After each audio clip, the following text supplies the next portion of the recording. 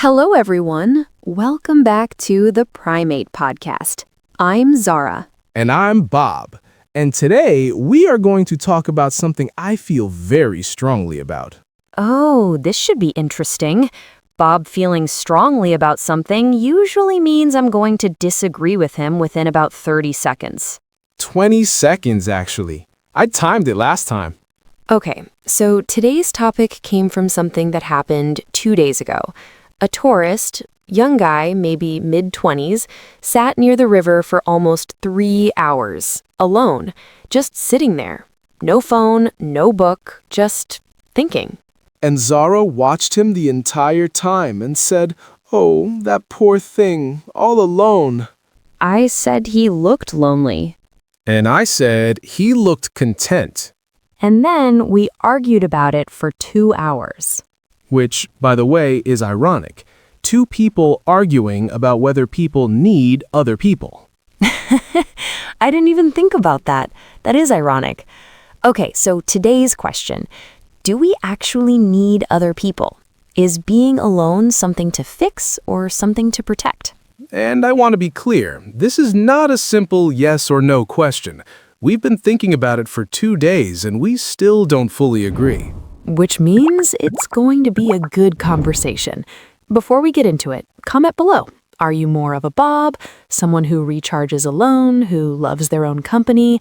Or are you more of a Zara, someone who comes alive around other people, who finds silence a little too loud? Write introvert or extrovert. Or if you're somewhere in the middle, write both. We want to know.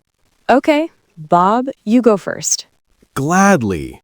So I want to say something that I think a lot of people feel but are afraid to admit. Being alone is not a problem. It's not something broken that needs fixing. Some of the best hours of my life have been completely, perfectly, beautifully alone. Give me an example. Yesterday morning, before you arrived, I sat on my rock, the jungle was quiet, the river was doing its thing, and I just existed. No conversation, no noise, just me and my thoughts. And it was genuinely one of the best parts of my day. But Bob, were you lonely? No, and that's the whole point. There's a massive difference between being alone and being lonely. Being alone is a choice. Loneliness is something that happens to you. And that right there, being alone versus being lonely, is one of the most important distinctions in this conversation. Being alone means you are physically by yourself. Loneliness means you feel disconnected, unseen, like nobody really knows you even when you're surrounded by people. Exactly. I've seen tourists who are surrounded by their whole family, laughing, talking, taking photos, and they look lonelier than anyone sitting by themselves. That's actually true. I've noticed that too. Because loneliness isn't about how many people are around you. It's about whether you feel understood. Okay, but here's where I push back. Bob, you say you love being alone. You say it recharges you. But who taught you English? Tourists. Other people. You're doing that thing again. What thing? That thing where you use my own life against me. I'm just saying, every meaningful thing you know, every phrase, every idea, every word came from somewhere outside of you, from someone else, from connection. That's fair, I'll give you that. But there's a difference between needing people to learn from and needing people to feel okay. I can appreciate what I get from others without needing them around all the time. And I think that's where a lot of people get confused. They think needing connection means being clingy or weak, but it's not. Humans and gorillas are wired for connection. It's biological. Wired for connection. That's a phrase I heard from a tourist, actually. She was a therapist, I think. She kept saying it on the phone. We are wired for connection. It's not a weakness. She was right. Wired for something means it's built into you naturally. You're designed for it. Humans are wired for connection. We're wired to look for patterns. You'll hear this phrase a lot in conversations about psychology and behavior. Okay, but wired for connection doesn't mean you need connection constantly. Even the most social gorilla needs to sit alone sometimes. Of course, nobody is saying you should be surrounded by people every second of the day, but I think there's a danger in being too comfortable alone. You stop reaching out, you stop making the effort, and slowly, without even noticing, you become isolated.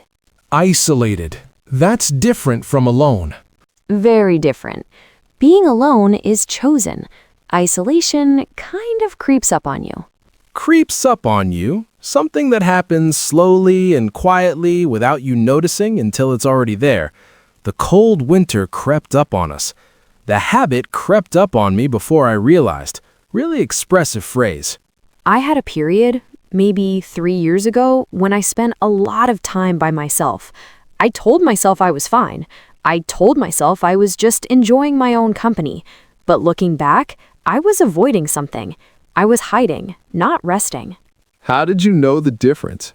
Because when you're genuinely comfortable alone, you feel full, peaceful.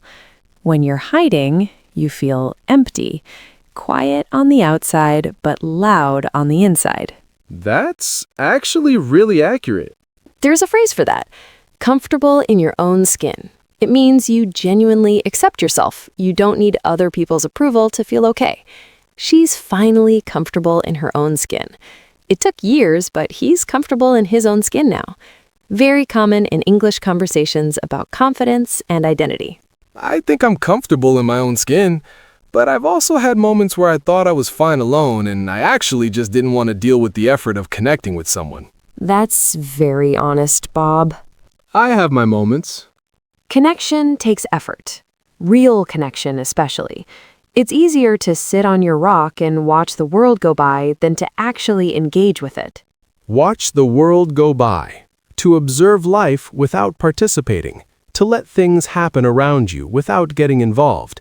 He spent years just watching the world go by. Sometimes I sit here and watch the world go by, and it's enough. Can be peaceful or can be avoidance. Depends on why you're doing it. That tourist, though, the one sitting by the river for 3 hours? The one you called lonely. I said he looked lonely. I didn't know. And that's actually the point. We can't always tell from the outside. Right. Maybe he was the happiest person there that day. Maybe that was exactly what he needed. Or maybe he was sitting there because he didn't know how to reach out to anyone. And those look identical from the outside. So, how do you tell the difference? In yourself, I mean. I think the honest question is, are you alone because you want to be, or are you alone because it's just easier? Because reaching out feels scary or pointless or like too much work? And if it's the second one? Then maybe it's worth asking yourself who you've been meaning to talk to, who you've been putting off, who you've been too comfortable to contact. And that goes for English too, actually. A lot of learners avoid speaking because it feels easier to just listen, to just study, to just wait until they're ready. But readiness doesn't come from waiting. It comes from reaching out, from trying, from the discomfort of actually connecting. The rock stays, but the mind reaches out. Did you just remix my slogan? I upgraded it. Okay, so where do we land? Do we actually need other people? Yes, but not constantly. And not anyone. Quality over quantity. One real conversation is worth more than 100 surface-level interactions. Surface level. Shallow, without depth or real meaning.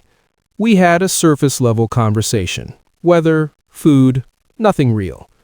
The opposite is deep or meaningful. You want connection that goes below the surface. And I think the real skill in life and in English is learning to be comfortable alone and comfortable with others. Not choosing one, holding both. I can agree with that, as long as I get my morning rock time. The rock is yours, Bog. Thank you. Okay, word tour, let's go. 10 words from today. Bob reads slowly. You repeat. Out loud if you can. 1. Lonely. Lonely. Feeling disconnected, unseen, like nobody really knows you. You can feel lonely in a crowd. Lonely. 2. Isolated. I-so-lay-tid. Cut off from others, usually gradually, without noticing. He became isolated without realizing it. Isolated. 3. Recharge. Recharge. To get your energy back, usually by resting or being alone. Introverts recharge by spending time alone. Recharge. 4. Wired for. Wired for.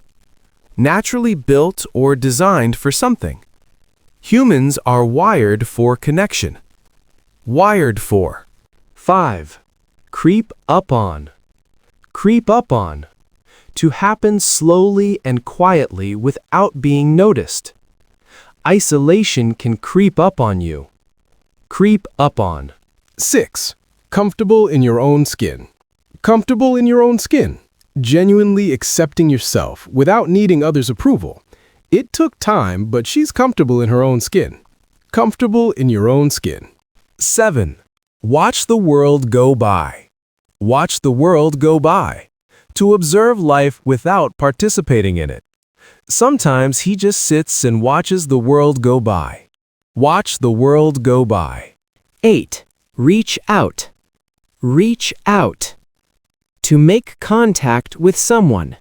To initiate connection. Don't wait. Just reach out. 9. Surface level. Sur-fis-le-vol. Shallow, without real depth or meaning. It was a surface-level conversation, nothing real. Surface level. 10. Quality over quantity.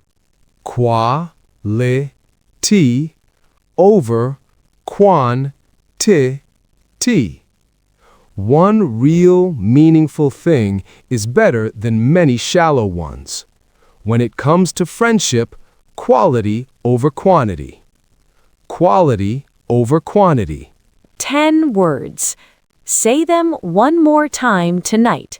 Your brain holds on to what you repeat. Episode 4. Done. We argued, we were honest, we maybe agreed on something.